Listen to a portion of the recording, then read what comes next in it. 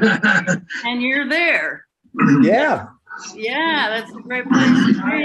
Hi, Harry. Hi. But it's on already. Oh, Cliff, you could put that body's name, the people's name instead of that F9, whatever that long thing. Either the host can do it or the people themselves could do it. I can't do it, but each person can do it themselves. Okay, we're ready to begin. I'm going to put a note in the chat about how you go. There, you got your name in there. Thank you.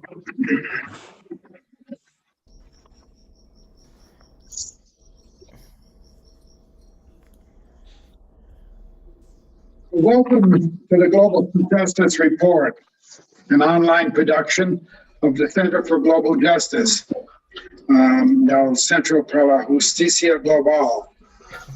I'm Cliff Durand, your host for today's program. The Center for Global Justice is a multinational and bilingual research center located in San Miguel de Allende, Mexico. The center is devoted to research and learning for a better world and empowering a solidarity economy. Due to the pandemic, we've discontinued our in-person events and instituted online webinars. Without our previous revenue-generating programs, we now depend on you and your donations to support these webinars and to be able to continue to pay our Mexican staff. Currently, we are in a fundraising program and want to encourage people to send in donations. You can do so through our website at globaljusticecenter.org. Any amount you might be able to donate would be appreciated. Well, today's program is a very special event for us.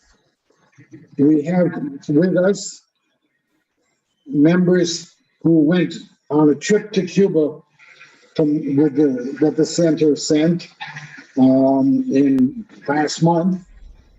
It was a 2-week trip, and we're going to be talking about that trip.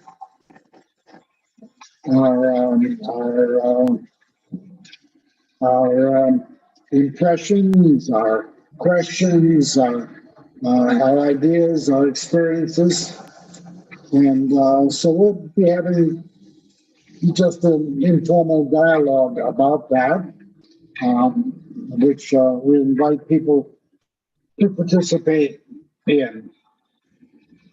Let me just start off by saying that one of the questions that I get more frequently since I got back was, how are things in Cuba?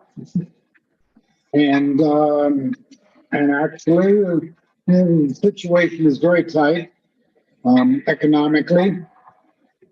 For example, there were lines at the gas stations.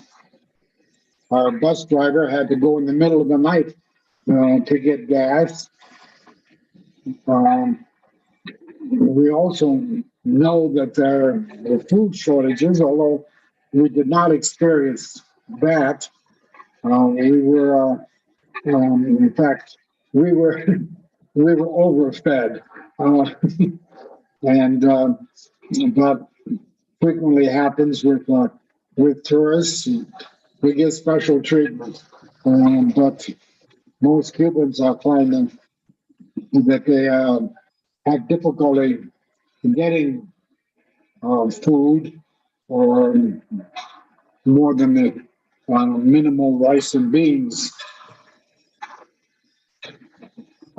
So those are some of the initial reactions. that I had. I don't know if others that who were in the trip want to share also.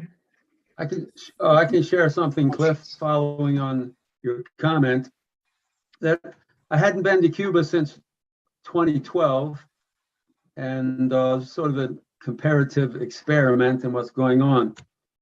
But something that struck me immediately was long lines of people waiting for public transportation. Something else that struck me was garbage piling up in the streets. Now, someone coming from the United States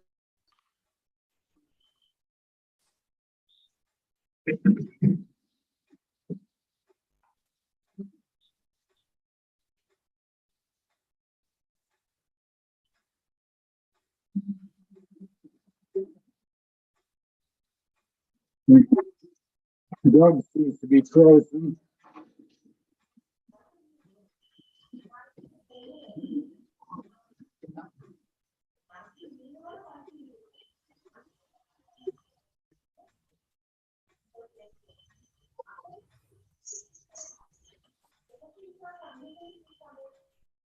Well, while we wait for Doug to thaw out,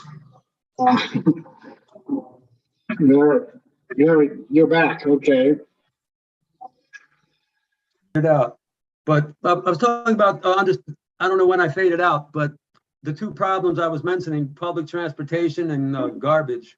And the context is not enough fuel for the buses, not enough fuel for the garbage trucks, can't get repair parts for the buses, can't get repair parts for the garbage trucks.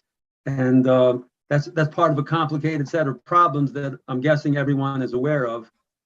The key problem that everything that happens in Cuba is taking place in the context of the blockade, of course.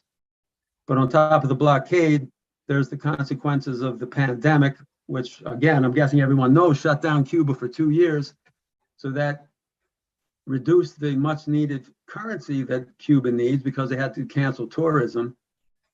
Then comes the Russian invasion of Ukraine, global inflation, rising food prices, rising oil prices. Somebody else might remember the exact figure, but I think our inflation is roughly 9 or 10%. I heard different figures in Cuba, something like 78% inflation, maybe even higher. Now, of course, there are the internal problems of Cuba trying to make decisions under these urgent conditions. And for me, there's another serious problem confronting Cuba, and that is the invasion of social media. And that it has different impacts on different generations of people, of course. When you talk with people who I would say under 20 years old, they say they spend most of their time looking at their phone. And they're getting the same social media that young people here get, or older people too.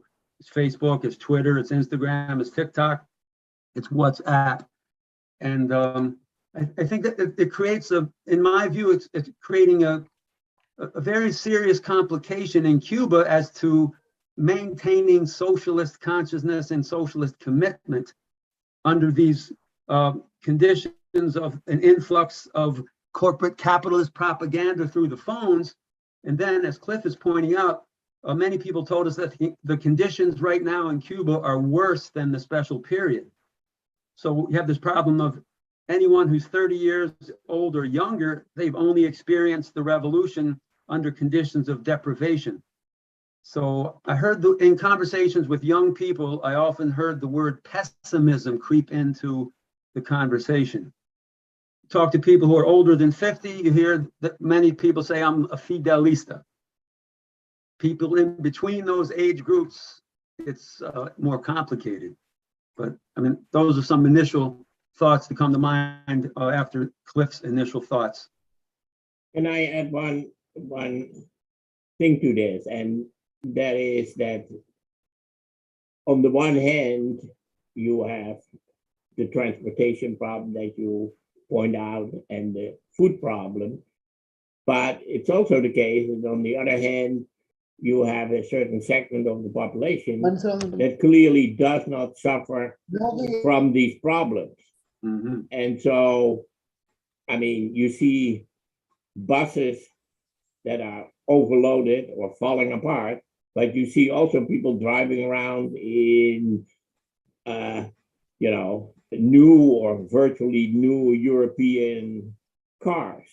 It is the case that maybe there is food shortages for some people, but it's also the case that there are restaurants where Cubans go to eat lobster and expensive and drink expensive wines and so on. So I think that part of the problem is that the bulk of the economy, let's say, is working with pesos and is working with that kind of price perspective. But then there is also a segment of the population that has clearly access to dollars and especially euros, and they just have a different kind of lifestyle. So my sense was that one of the problems is, how can you legitimate society if you have this kind of inequality that is very manifest, it's very visible. And so if you want to develop some kind of sense of socialist solidarity and so on, how can you establish that in these kind of conditions? And then as you add, Doc, indeed, I mean, one of the price paid, right, by having everybody access to the internet is that especially the young people, they become part of some kind of global consumerist culture. And obviously that kind of culture is completely antithetical to socialist values and commitments. One of the other problems that Harry made us very much aware of was trying to figure out what the value of the Cuban peso was. The official exchange rate was 24 pesos to the dollar. But we bought pesos from Carmen, who was our host. She gave us 60 pesos for the dollar. But we discovered that actually you could get 120 pesos for the dollar. So who knows how much the peso is worth? May I speak? Go ahead. I would like to offer a half full interpretation to the half empty interpretations we've heard up to now. Cuba has survived the blockade imposed by John Kennedy when we were all much younger. That by itself is an amazing feat. And building socialism under those circumstances is a colossal accomplishment. I won't say it's the socialism I favor, which is decentralized and non-state. We heard a debate, however, between Miguel Limia, who's very high up or has held responsible positions, and Kamel Acosta, friend of Doug's, who held up the worker co-op decentralized vision of socialism. And but the two are available to the Cubans. The reason Miguel favors individual enterprises based on private property is because they've accommodated themselves to paying relatively high taxes, and the government likes the money. I prefer the responsibility taken by collectives in cooperative enterprises to such state centralization, which is made passive and made inadequately involved so many people in Cuba. And, but I have to say, my impression was that the internationalism of the missions, the internationalism of ALBA, the trade group that Cuba and Venezuela formed together, the internationalism of all the health and pharmacological industry, it's still in the leadership of socialism, I think, and needs our deepest and firmest support, and especially lifting this criminal and extremely cruel embargo that amounts to a blockade because of the punitive effects imposed on people who trade, countries that trade with Cuba. So let's keep things in perspective. Cuba is doing okay in one respect. It's having huge alterable struggles, but it's up to us as socialists to join together and put a stop to this blockade. Thank you. Yeah, certainly the blockade has had exacted a tremendous price on Cuba, but they have survived it in much better shape than Haiti did. I mean, Haiti experienced blockade after they defeated Napoleon's army in 1802, and was subjected to a blockade that lasted for decades, and that was joined in by the United States because it was fearful of an example of a successful slave rebellion in the American South. And when Haiti did finally succeed in getting the blockade removed, they had to pay reparations. I mean, that's unheard of that, the winner of a war has to pay reparations rather than the loser. But it wasn't France that paid reparations, it was Haiti. And it continued to pay reparations up until I think sometime in the 1940s. And that just utterly impoverished Haiti, making it the poorest country in this hemisphere. So Cuba has fared better than that. For one thing, it had the assistance of the Soviet Union. It was not isolated as Haiti was. It had the assistance of Venezuela. But it's still had to pay a terrible price in order to be able to maintain its independence and sovereignty. Isfara has. Thank you. His hand Thank you. Can you hear me? Yes. I was last night in a fascinating webinar that was taking place in Ireland, and they're launching a financial campaign. They started last night, and it was very successful. It's a group called 1C for Cuba, and I would love to be able to forward you. Where can I forward you the information they sent? Because it's a banking campaign, and you have to have a bank account in Europe, is my understanding, and you start sending 1 cent or £1 to Cuba, and they want to disrupt this horrible blockade financially. And it started last night, about 60 people managed to do it. And I think, have you heard about this, or did you know about this group?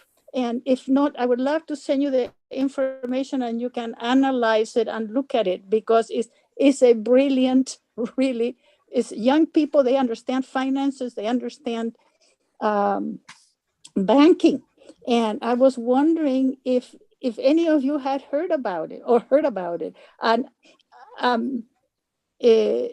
I got into it just, I really don't know, because I'm very low tech. I can barely use these elements. And I have only a little iPad that it was a miracle that I could connect with you.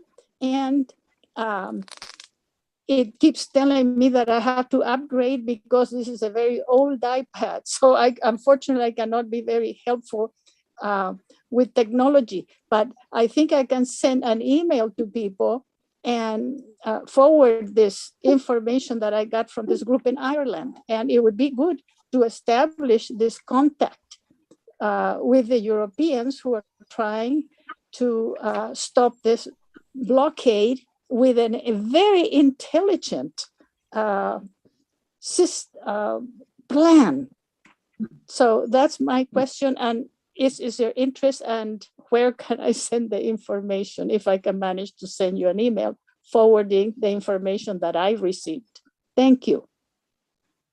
You can put the information in an email to me. Okay. Justice.cliff@gmail.com, or put it in the chat box right now. I don't think I can do that. So I will mail it. I'm going to copy this address and mail it to you. Okay, Cliff. Thank you. I will do that. Thank you, Cliff. It's very, very important. It's a very important thing for you to know. Yes. And anyone who wants it, I will then forward that information to those who request it. Okay.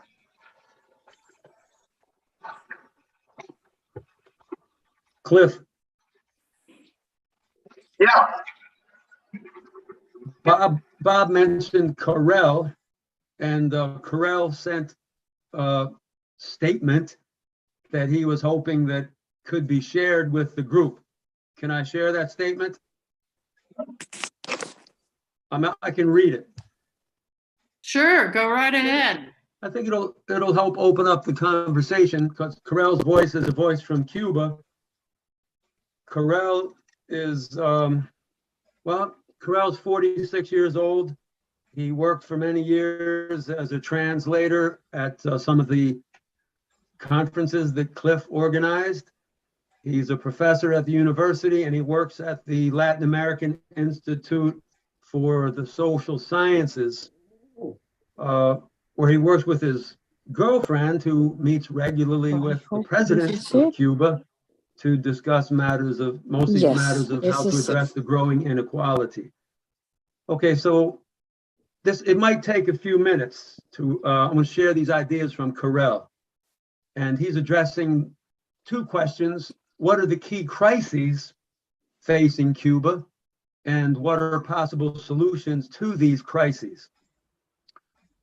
And he says the following: Cuba is facing multiple crises, some shared with the world, others more exclusive to Cuba.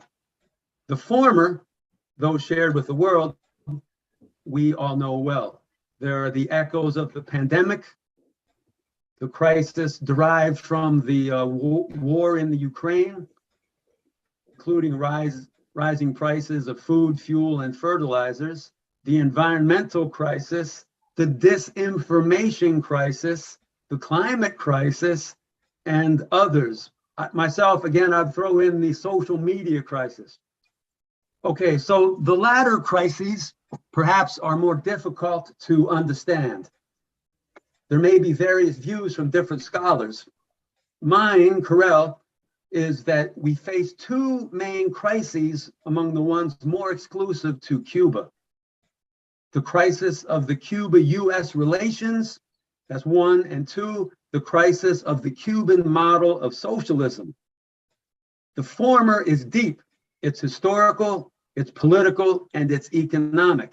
And I, Carell, don't see the end of it. It's extremely complex. It depends on the fluctuation of politics within the United States, and it also depends on the economic advancement Cuba is capable of, despite the US coercive measures against the island. While the US perceives it may bring the collapse of the Cuban state, by implementing these measures, it's most likely to continue putting the pressure since the benefit-cost ratio permits it. The latter is structural and more domestic. Cuba, to a great extent, inherits significant traits from the failed Soviet model of socialism, although the island has been seeking to make important adjustments, like attempts at more decentralization and local and territorial development and autonomy. The problem is that, in my view, this is Carell's view, the model has to be overhauled and not only adjusted or modified. The state enterprises should not be the center of the model. And the following is following on what Bob was talking about. There's just two more short paragraphs. So Carell says, cooperatives of all kinds and social and solidarity economics should constitute that center instead, not state-centered. Workers must be really empowered with more economic democracy. Surprisingly, private enterprises are getting far more media attention than cooperatives. Although state companies are being improved, I, Carell, do not believe such improvement will solve the structural problems in the long run. Therefore, changing the socialist model into a more autonomous and democratic one, instead of the too much state-centered one that we have today, will ultimately be the solution in the view of Carell. On the other hand, Cuba, as we all know, Cuba does make substantial progress in fields such as tackling environmental problems, biotech, scientific research, and the discussion and approval of laws with a significant social and judicial impact. For example, the family code, which is still under discussion, and the new penal code, among others. And so that's Carell's statement. One thing Bob and I and others were talking about in terms of the cooperative movement, Carell is part of a movement in Cuba, which is still a little bit under the table, where they'd like to form a cooperative of cooperatives. Another way to guard against potential inequalities developing between various cooperatives. So it's a model of, well, democracy in the workplace, as Richard Wolff would call it.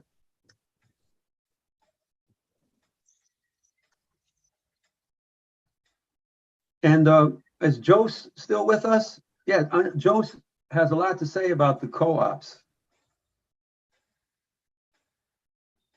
as does Bob. Jose. Come, Joe, wake up. I know it's, Jose is joining us from India, so it's late at night for him. I'm listening. Okay, fine.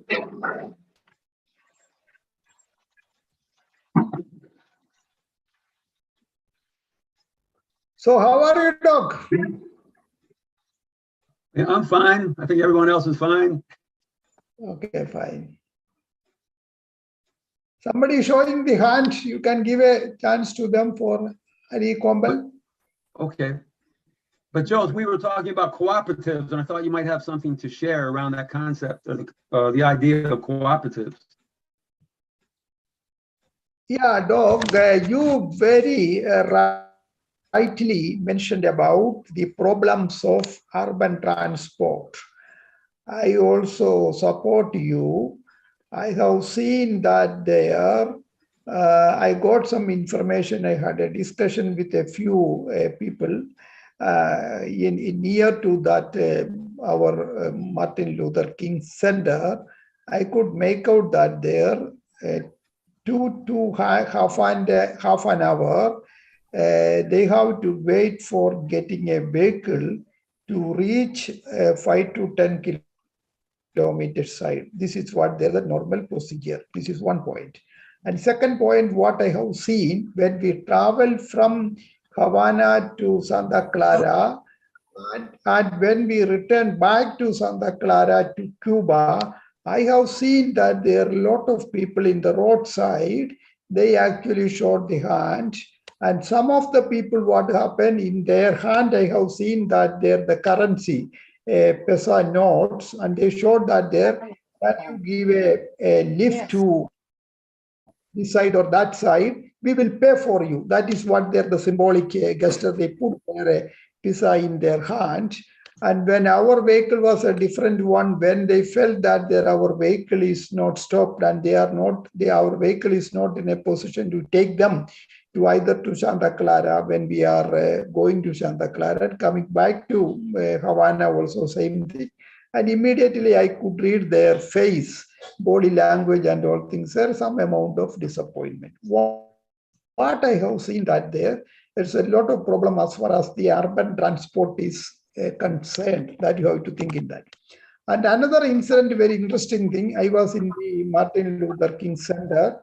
Then I have seen that there a boy, an evening, came to the Martin Luther King Center and he asked me a permission to collect some water. I said, I'm not a man of authority of this center. I'm just staying here, but you asked to some other people.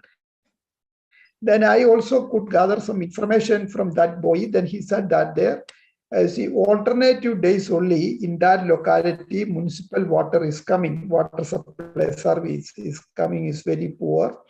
And for that, and he has a problem that he has a problem in the sense that the water is now not that good to drink, so that he used to come and take 4 or 5 jar of water from our Martin Luther King. I could make out that there, the urban water supply scheme is also, they have some problem.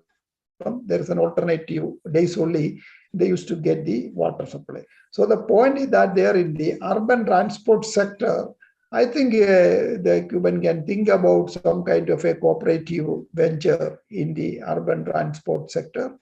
And some amount of some kind of intervention is needed as far as the urban water supply is concerned. What you mentioned that there, the urban transport, the problem is so acute, and we can think about, we can suggest that there may be some kind of solutions with the support of the cooperatives. These 2 points I would like to highlight. Thank you. Campbell had his hand up. What's on your mind, Al? Let me just say something quickly. I want to talk on the co-ops thing mostly, but I wanted to say something quickly to what you said on the money exchange, Cliff. And basically, I just want to say people make too much of a big deal out of that. I mean, it is important, but it's not reflective of the whole state of the Cuban economy, and the exchange rate is not really reflective of the problems that Cubans have. The problems is shortages. And if you have shortages and inequality, which they have in Cuba, then the people with money are going to try to buy dollars, because there's some things that they can only get with dollars, because the Cuban government makes sure that the basics can be gotten without dollars, like Bob was saying. And so, I mean, that whole thing just sets it up so that people with a lot of pesos are going to pay a lot of pesos to get the dollars to get those things that they can't get otherwise. And so, I mean, it's not that it's unimportant. It is important, but it's quite secondary. The fundamental thing is they are getting food. And the statement that things are worse than they were in '93 is just wrong by pretty much any measure of food being consumed by the people or healthcare or anything else. It's bad. It's very, very bad. It's very serious, but it's just not like '93. Anyone who was there in '93 knows that, and most Cubans that lived through '93 will tell you that too. Anyways, that's all I'll just say, that don't get too bent out of shape that Cuba's falling apart because the exchange rate's so bad. it means less than it does in other countries when the exchange rate it gets out of control, like Turkey, for example. Okay, then I wanted to say on the co-ops, yeah, the issue, of course, is co-ops versus the state, as was just brought up, by Doug and by the Cuban that just commented. But then also the question of the co-ops versus the private sector, which is what the debate with David Lima was about. So it's a three-way sort of thing. And, the Cubans, in some sense, had this idea that made a certain amount of sense, which is the state could do something decently. Hasn't done them yet as well as they could, though they're not that bad compared to some other things. But in any case, they decided the state couldn't do some things. They just did lousy jobs, particularly small things, etc. So they were going to shed all those things. And that put the obvious idea, if you're going to shed it from the state, if you're going to say this part's not going to be done by the state, why don't you make all that stuff cooperative or SSE, similarly, but why don't you make it all cooperative? And that's a question they've been asking, in Cuba. And, as we know, when they really formalized this process in, 2012, co-ops had a big role. In fact, they've supposedly had a big role ever since then. They carried out a major experiment for 2 or 3 years, and they collected the results from the experiment in the way that they often do in Cuba, very good, testing things out before they launched them. And then the whole thing just sort of froze for some reason. And I'm not going to speculate on why. I can't guess on that. I want to say I back co-ops. In the summer of 2020, I was supposed to receive about 13 chapters from Cubans. I had a book contract to put out a book on co-ops in Cuba. They were going to come in Spanish. We were going to publish the book. And then COVID put that on hold. They are all supposed to come in starting this August. It's supposed to be turned over to the publisher in the spring, and it's supposed to be out by the fall. So it'll be a book on co-ops in Cuba, written by all Cubans except for one English woman who's going to write on efficiency because they don't have the data on efficiency on the Cuban co-ops. So I back it. But the statement that Doug, correct me if I'm saying the name wrong, because you know how terrible I am at names, Doug. Was Corell, was it the name? Corell, yes. Yeah, wow, I got it right. I'm proud of myself. Acosta. Okay, Costa, I can remember. Anyway, so, he has a little bit of a straw man there because he's saying that, we don't like the state enterprises. I mean, much of what he said was, I agree with. I mean, is obviously true, and he knows what he's talking about, and he's solid. But they did inherit too much from the Soviet Union, and they have to get rid of that stuff, and they're working on it, and maybe not fast enough. But, when he says we have to go to co-ops to get more democracy and more autonomy, the question is why? I mean, co-ops do have a certain amount of autonomy, but then you still need some sort of coordination between them. And is that going to be done by the state? Is that going to be done by the strongest co-ops rule? I mean, all the same questions go around. So the goal is autonomy and democracy for the producers. And co-ops may be able to do that, set in the right sort of, but maybe state enterprises could too. That was the idea on state enterprises from the beginning. You have grassroots control of state enterprises, and things go up to the center and down again. And, we know it didn't work in the Soviet Union, but it's not because it couldn't work. It's because we know what the Soviet Union was about, and it wasn't about building socialism.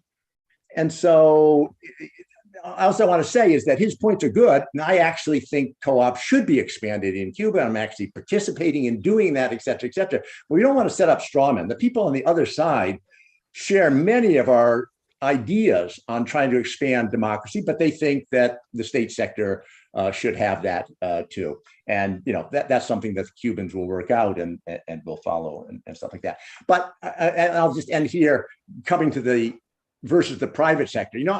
I really don't like the argument, at least as Cliff presented it, of what David put forward. And I do like David's stuff. So it's not, on private enterprises, well, they're sort of good because they generate taxes and the government needs revenue. And so isn't that great? And there is that question. Why, starting in about 2014, 2015, did the government just put the idea of co-ops on hold? After the experiment, they promised a general law on co-ops. It didn't happen. Nobody quite knew why. And again, I won't speculate on that. why. But one thing, trying to understand all the sides in this debate, one thing that the private enterprises have going for them, I think the argument that they pay taxes is just silly. I mean, state enterprises, you can just take the stuff directly. You don't have to get taxes and stuff like that. I mean, I don't find that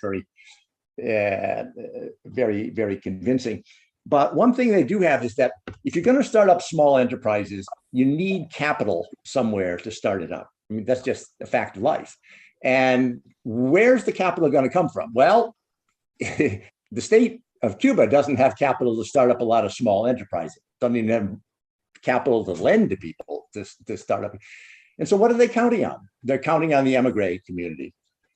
And the emigre community will not back co-ops. The emigre community will pour a lot of money into setting up. That's what they want to do. I mean, other than, they want to set up small businesses for themselves and their relatives back in Cuba, to get rich and restore capitalism. That's their goal, but they're willing to set up small enterprises. So that's one of the things that really has to be kept in mind when you talk about these small enterprises. It's a little bit scary on the one hand, because it is emigre capital and they do not have the goal of building socialism. On the other hand, if you say we're going to close the door to that, you've got to tell me where you're going to get the capital, including co-ops. And as because I did work with Mondragon significantly, and that's a huge issue for Mondragon in starting up co-ops, because they've got to start up stuff, on the order of a European co-op. Every single participant that comes in, they figure per person, you need at least 200,000 euros per person to open up a new co-op in the Mondragon system. That's not the sort of money that Cubans have in their pockets. Anyways, those are just some thoughts. Al, can I briefly respond? Because I think one reason why that exchange rate is of some importance is that I was not sure my mic was on, is that it tells you something about the purchasing power those who have access to dollars. Because say they get $100 from a tourist, or they get it from Miami, and if that $100 is worth 4 times more on the black market than the official exchange rate, then that illustrates something about what people can do with those dollars and how that basically, I think, reinforces, worsens, deepens economic inequality. So let me just say something real quickly, because I don't want to talk about the exchange rate. I want to talk about the co-ops. So okay. I want to dismiss the exchange rate. We can disagree on this, but my message is that the exchange rate really isn't that important. I agree with you. I'm not saying it has no significance. To the people that are trying to get dollars to buy things they can't get otherwise, it's very, very important. So I don't want to say it isn't. But the fundamental question for the Cuban government, for the Cuban people, for us as supporters of Cuba, is how do the Cuban people get the goods they need to survive? And I don't think we should be thinking too much through the exchange rate. I think that's a distraction by and large, but I don't want to go on about that. I want to talk about the co-ops. Is it my turn? I have a problem when I raise my hand, it covers up the lettering underneath, talking of, the what do you call it? The words underneath telling what somebody's saying. Harry also had his hand up, Norma. No, but I had it up too. And I had it up. And I had it up before him. And I had to take it down so I could read the words underneath that I was reading, because I couldn't understand some of the speech. You're insisting that Harry go next? Is that what you're saying? Yeah, go ahead. What? Go ahead, Nora. Hello? What?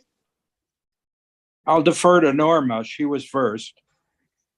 Twice. Go ahead. Yeah.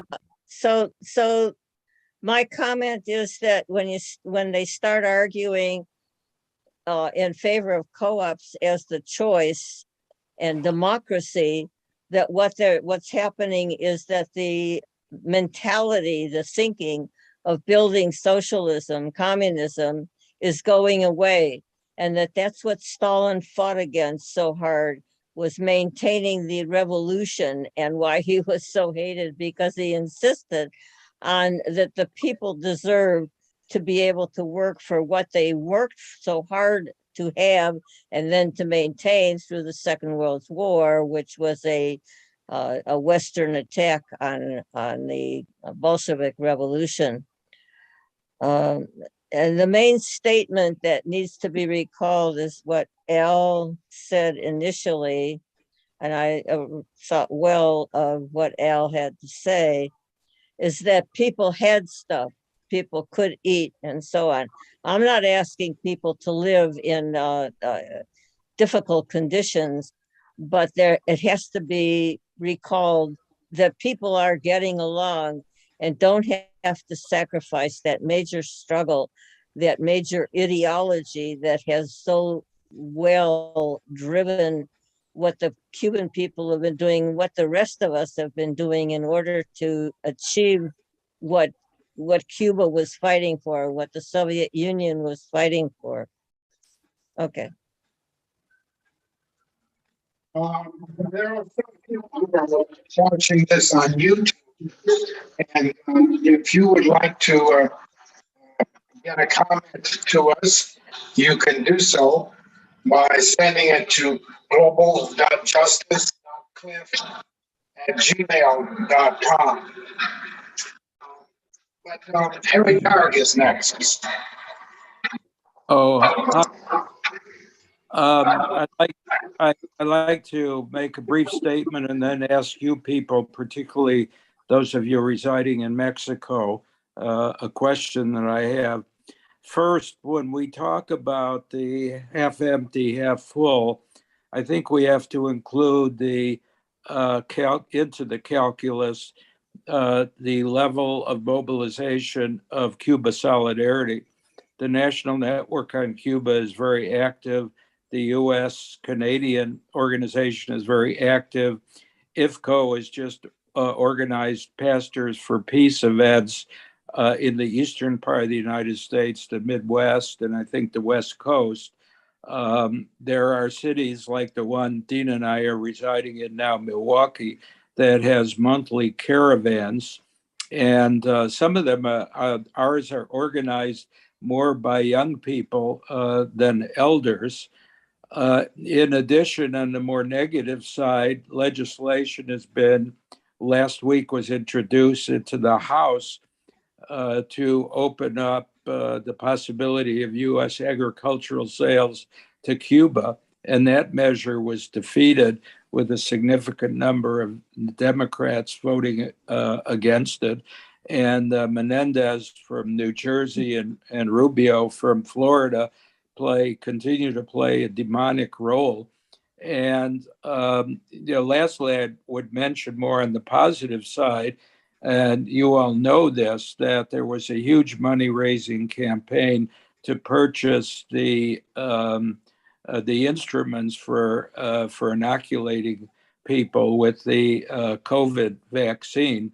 And this raised, I don't know, hundreds of thousands of dollars to send the instruments to Cuba. So I think part of our calculus always has to be the role of U.S. and international solidarity and what we can do to continue the struggle and support Cuba, even to the extent of not getting so deeply involved in the problems that are generated inside of Cuba. That's my rant. My question is, in reference to international solidarity, it seems to be the case that AMLO is taking a more active position in supporting Cuba, and there seems to be a resurgence of what we used to call the pink tide in Latin America. And I wonder what you folks who are living in Mexico have to say about the possibility of increasing Mexican support for Cuba in opposition to the blockade? Actually, our Center for Global Justice raised several $1,000s for medical aid to Cuba. And we're very happy to have been able to show that solidarity. As far as Mexico is concerned, actually, Mexico is just this week receiving doctors from Cuba, and has had doctors in the past, and it was always controversial here, as it was when Cuban doctors went to Venezuela or to Brazil or anywhere, because they work for free. Private medicine doesn't like that, but certainly AMLO has been supportive of the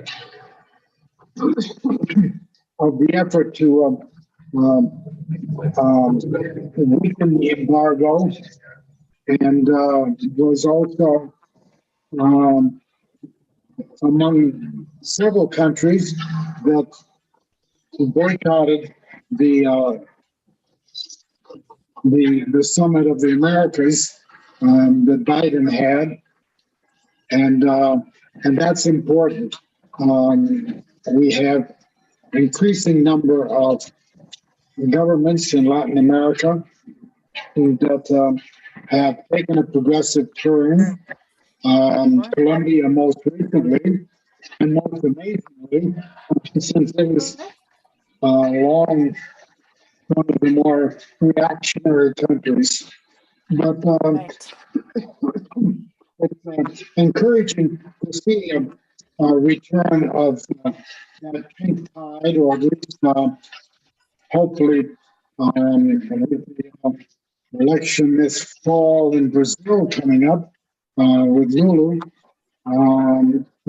expected to win if Bolsonaro doesn't carry out a coup before then.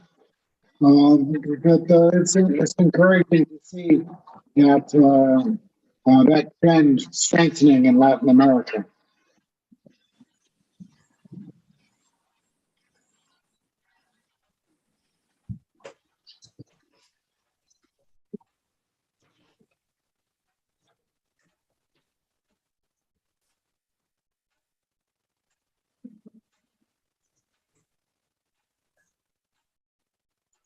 Just to add a footnote to what Cliff is saying, we haven't heard from the new pink tide.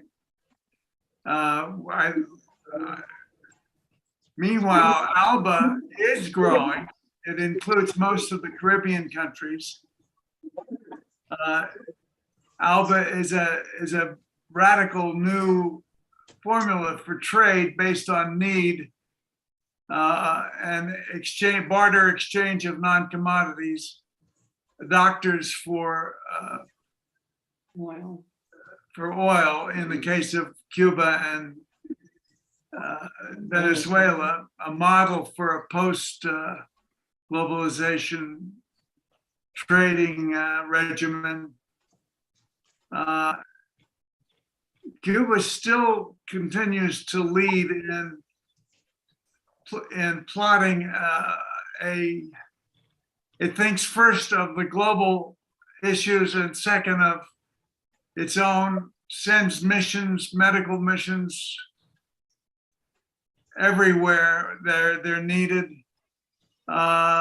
It's a model of socialist internationalism and effective socialist internationalism. It solves the problems it chooses to involve itself in. And Betsy and I are specialists in Sartre, and we found that the ethic that Sartre developed in the mid-60s, centered on the notion of integral humanity, is being practiced somewhere in the world, and it's being practiced by Cuba. Thinking first of humanity as a whole, and only second of your own country. It's leading the way and inspiring even its young people who don't have jobs. They're highly educated thanks to the enormous push in education, and they're worried about jobs, and that's true. They should be. But what do they want? They want money. They shouldn't want money. That's my preachment. I'd like to ask if here I talk about jobs as being the relation, in the United States, I'm in Berkeley, California. The job is the name of the relationship of our labor to capital. Could that accurately describe what's going on in Cuba? I mean, they've got the 8-hour days stuck on top of that, and things look so much the same. Well, you've got this wonderfully higher educated young class of young people, young professionals.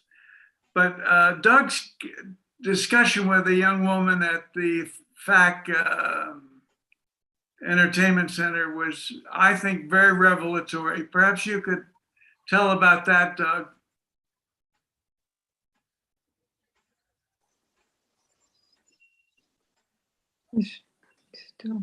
Demute yourself. Demute, yes, okay, I'm demuted. But yeah, people who have been to Cuba probably recognize when you fly into the airport, you're greeted with a sign, a giant sign that says "Homeland is Humanity." A sign that I think we would never see displayed in the United States. And in terms of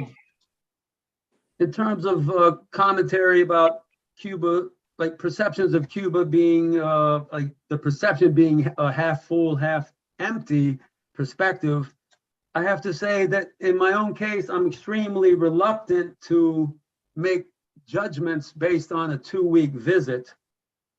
For example, if one's walking in the streets of Cuba, it looks like the place is falling apart. And if one talks to people waiting in line for transportation, you hear constant complaints. But at the same time, if you visit the standard places where an organized trip visit, you see all the incredible accomplishments of Cuba. But to talk to people in the streets, it depends on whom you're talking to. There are different levels of commitment. There are different levels of discontent. There are different levels of enthusiasm for the revolution. There are different levels of despair regarding the revolution. There are different levels of optimism and pessimism regarding the revolution. You might know this old joke. It's a little bit dated, but you say in Cuba, all the economic plans are fulfilled. All the economic plans are fulfilled, but the stores are empty. The stores are empty, but everyone has what they need. Everyone has what they need, but everybody complains. Everybody complains, but everybody is a fidelista. Now these days, the notion of being a fidelista, at least in my limited experience of a mere 2 weeks of conversing with people, again, as I said earlier, people over 50 generally say I'm a fidelista. People who are under 30, in my very limited conversations with people under 30, they wouldn't identify so much with being a fidelista. The conversation with the young woman mentioned by Bob, her name was Raquel. She's finishing up a master's degree at the University of Havana, and she's thinking about working on a PhD, although she's also thinking about leaving Cuba. She said she doesn't want to have children in Cuba because from her perspective, she doesn't see any meaningful possibilities for a decent life for her children. So she's thinking about leaving. She said too that most of her friends with whom she attended the university as an undergrad, they've already left Cuba. And we heard that from a number of people, young people, in Santa Clara when we were staying with Cuban families, for example. The family with whom Carl and I were staying, the son was 34 years old, and he said the same. Many of his friends with whom he went to high school and with whom he attended the university, they've left Cuba. So somebody might have the figures, but there were some pretty high figures on young people either leaving, having already left, or wanting to leave. So that's another problem. That's an immense problem going away to where it's jobless throughout the world. The owners, that teeny a number of owners of the plantations have taken away jobs and put their profiteering in the banks where the money is, you know. Yeah, I mean, again, I don't want to jump into the consciousness of. It's a lot easier to leave a country after you get your education for free. Well, that's true. But that education doesn't get sorry. you a job. Around the world, their shortage of jobs is persistent and increasing. Yes, but the people who were leaving the Soviet Union, they did it after they got an education. Because No, I know. I'm saying that they came and they were jobless. In our society, you have to pay for your education. So I'm not talking about that. Yeah, I'll just finish up quickly. I don't want to make any broad judgments about the consciousness of every Cuban who's under 30. This is only based on a few conversations. But Raquel, in the course of that conversation, as I mentioned at the beginning, dropped a word into the conversation more than any other word, and that was pessimism. And she, 28 years old, is feeling pessimistic about the possibilities. Now that's one person talking. If you talk back to Santa Clara for a quick moment, in talking with the parents of the 34-year-old son and also the parents of the 14-year-old daughter who spent almost all of her time looking at her phone, they are extremely supportive of the revolution. They identified themselves as Fidelistas. They said, we are willing to make any sacrifice necessary to ensure that the Cuban socialist revolution continues and it succeeds. I think in my limited conversations with younger people, I think it would be a little more difficult to get that level of enthusiasm and commitment, that level of optimism that the people over 50 were expressing. But again, I'll say I'm very reluctant to make judgments on such a limited time in Cuba and based on extremely limited conversations with people. But those were some of the experiences I had in conversations with people from different age groups. I asked people in Santa Clara, again, the parents were 55, one son 34, the daughter 14. The phrase, be like Che, what does that mean to you? Well, for the parents, it meant everything. They said, this is life. We try to be like Che. We work out of a commitment to solidarity. We work out of commitments of support and care for the revolution. The son who's 34, it said, on one hand, it means something. On the other hand, I don't want to think about it. And the 14-year-old, unfortunately, she said that for her friends and for her life, they repeat it in school, but it feels so distant from their lives that it doesn't have a strong impact on the way they approach life. But again, I'm sharing this with the reminder that it's a very limited perspective. But thank you very much for bringing it up so honestly and so clearly. I think we have to listen to it and not get stuck in our generation and think the way we did last century. Right. I'm completely a 20th century person. I haven't been able to come with technology and everything to the 21st century. So it's good to learn how the world, or which way the world is going and how it's being controlled also, because this is not a coincidence. Thank you. Yeah, may I add that all the speakers, Cuban speakers at our conference, all emphasize that there is a serious problem with youth motivation. So it seems to be that Doug's subjective impression was certainly confirmed by these speakers who all were representatives of the Cuban Communist Party and all basically took that same line of saying, that the current situation is difficult with regard to the youth. And so they also all expressed some worry about July 20th. I guess nothing happened, but they all expressed some kind of worry of, hey, will some kind of youth protest evolve? So,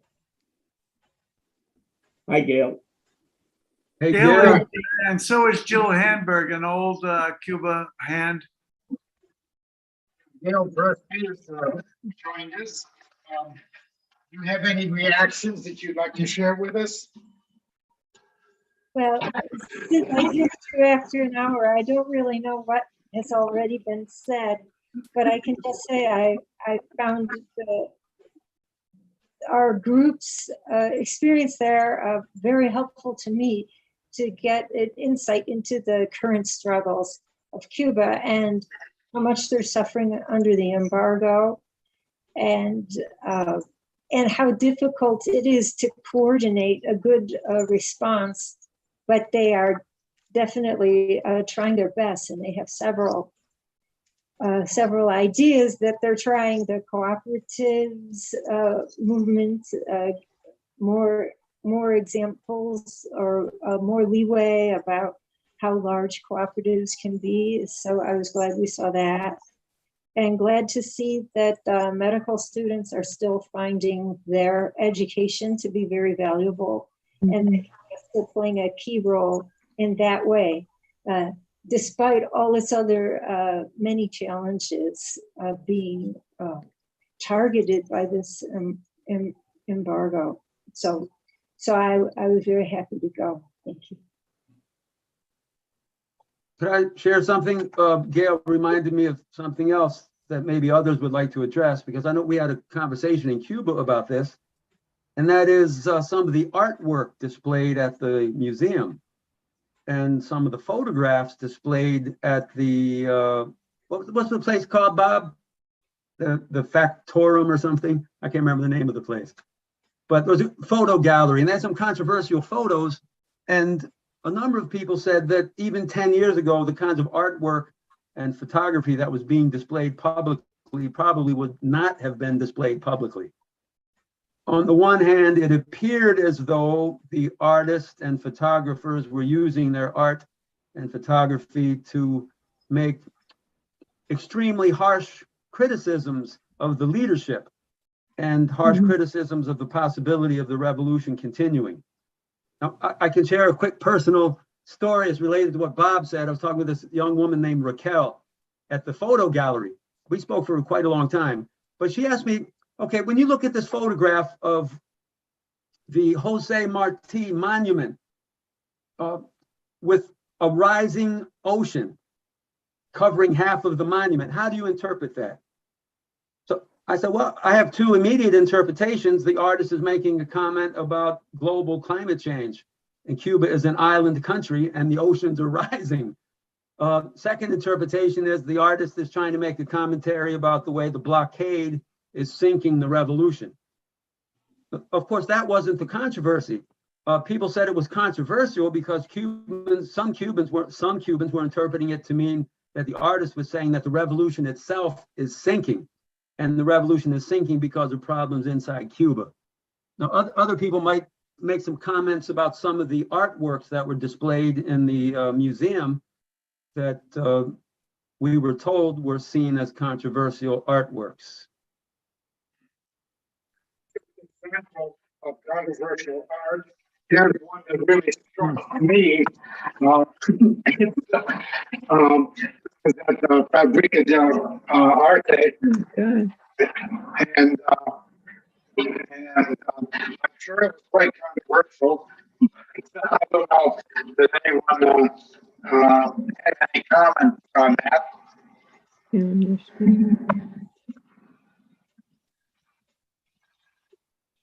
Cliff, do you have that piece that some people said it was had a fascist dictator addressing a massive crowd of people? Do you have that photo? Or maybe Gail has that photo? No, I don't. But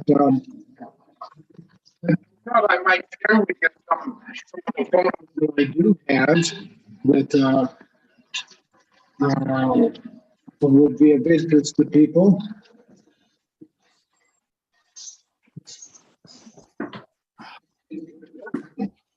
Here are Gail, Bob, and myself in front of the Institute of Philosophy,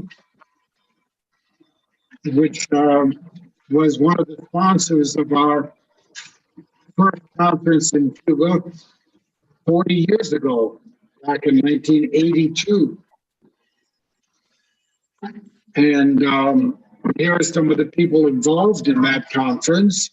Talia Fung, who was sort of the grand lady of Cuban philosophy, along with myself and Bob Stone.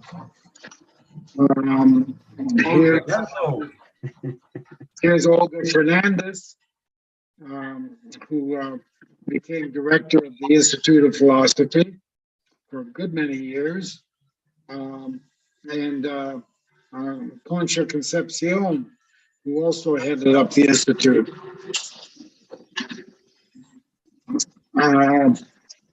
This is Teresa Munoz, former dean of the philosophy at the University of Havana. And here's Miguel Limia, who we have been talking about. He was probably the most prominent philosopher in Cuba for a number of years. He joined the implementation commission that was in charge of implementing the reforms, and that commission has recently been dissolved, and now he's with the Ministry of Culture. And here's Harry van der Linden and Doug Morris and myself at the University of Havana. It wasn't all work. We did get a day at the beach. Here's Becky and Josh strolling along the Santa Maria beach, just to the east of Havana. And here's Becky, whose birthday fell on the days that we were there. She became 69, and we were all delighted to be able to share that event with her. I'm sorry she's not with us right now, but we did. One of the places we visited, speaking of art again, was Brewster's. Brewster has this really marvelous place. His whole house decorated with ceramics, very fanciful, very colorful. Here's Becky again. And here's an overview of Brewster's. My God. It's amazing. This is an example of the community-based art, and a lot of the houses in the neighborhood have been similarly decorated by Brewster. And here's that controversial picture again. We went to Santa Clara to the Che Monument. That's where we went with the students, Mhm. but the museum closed. And, okay, so there are my pictures.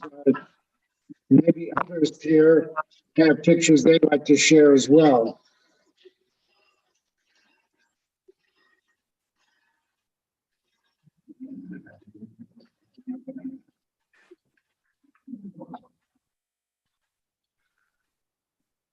I don't know, Gail had an incredible collection of photos. I don't know if she can share some of those. No, I'm sorry. In fact, I have to go myself because I'm in the middle of another program and I'm just cutting into my lunch hour to join you for a little bit, but I only have a small portable computer that I don't think I can share the photos under these circumstances.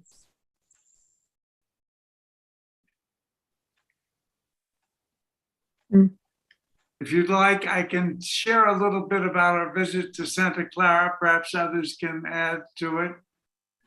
We went to Santa Clara where we had a guided tour of the enormous monument to Che. Che's column at the time of the triumph of the insurrection was assigned to stop the Batista army at Santa Clara, and he did so. And it was a great victory and made it possible for the march to Havana to proceed. So Santa Clara has a memory of Che's decisive victory. He and Camilo Cienfuegos were assigned to that task. And it was fascinating to visit that town. And now everything had been set up by our hosts at the Martin Luther King Center. And we were billeted to a series of B&Bs, which seems to be the choice of the private property method of choice to start a business. Tax-paying, advertising, individual. And we stayed in about 6 of these while we were in Santa Clara, very comfortable, not always sympathetic with the revolution. The place that we stayed was not, Cliff and I. The owner of it was a critic of the revolution, didn't hide it from us. So we got a feeling for what private property-based, tax-paying individual enterprise, capitalist enterprises, small, look like.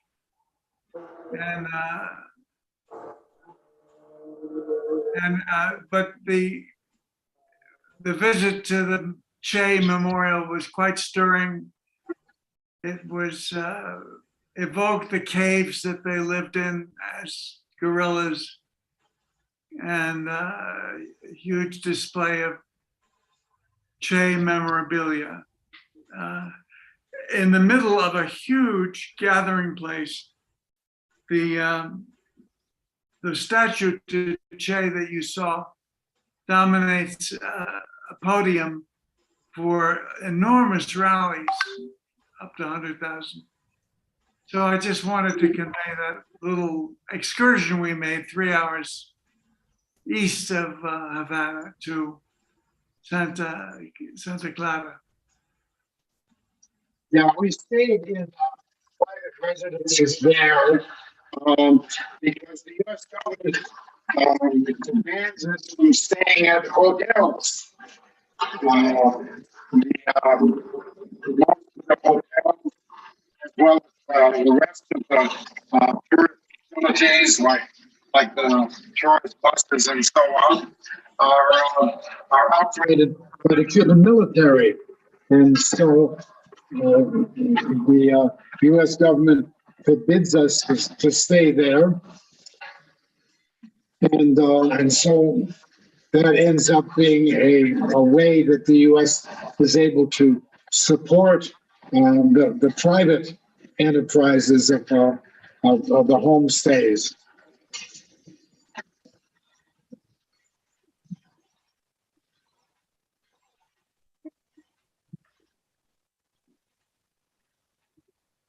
So I'm about ready to go bicycle. Right.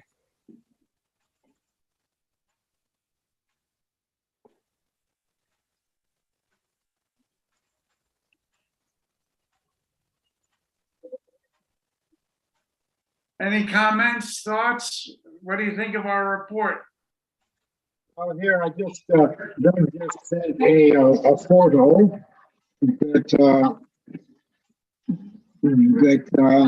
you might want to see.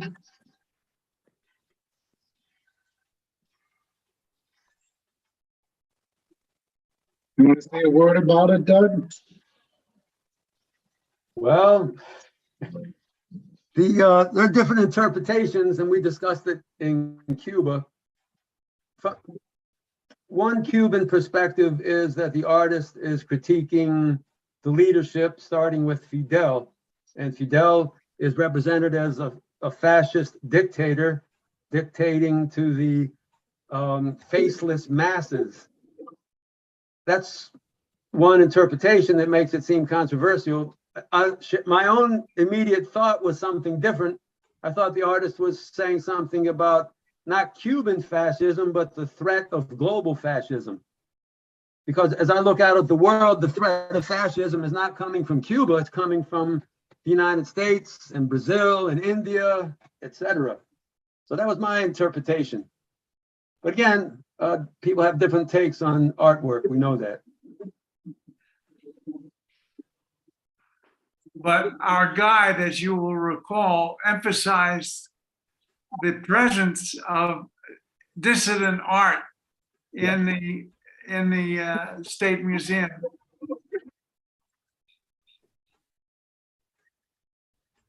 Very proudly showcasing the freedom of the artists to be critical of the regime. That's a pretty heavy dissidence. If that's what it is, I'd like to know what the artist had to say about what it was to represent. That would resolve the different interpretations that Doug is offering.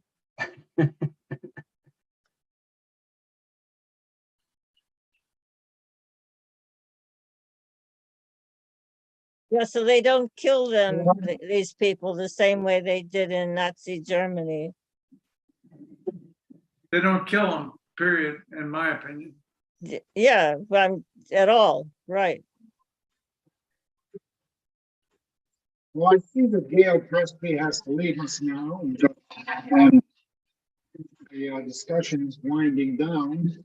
And so, unless there are any last minute comments from anyone, we'll probably want to adjourn. I have a last minute comment because someone asked me a question about 3 days after coming back from Cuba. Standard question is, are you happy to be back in the US? And well, mixed feelings. On the one hand, it's nice to be back with friends and family, etc.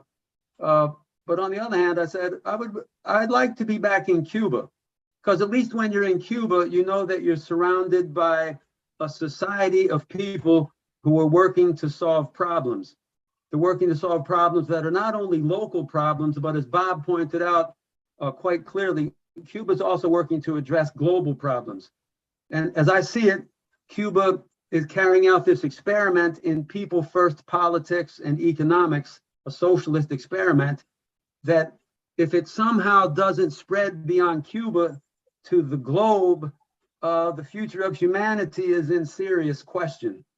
So there's this draw of Cuba to be surrounded by people who are trying to solve problems. And then you get back to the United States, and it takes about 3 hours until, at least me, start feeling, holy shit, I'm back in the center of the empire, in this place where systems of power are literally working to destroy the future.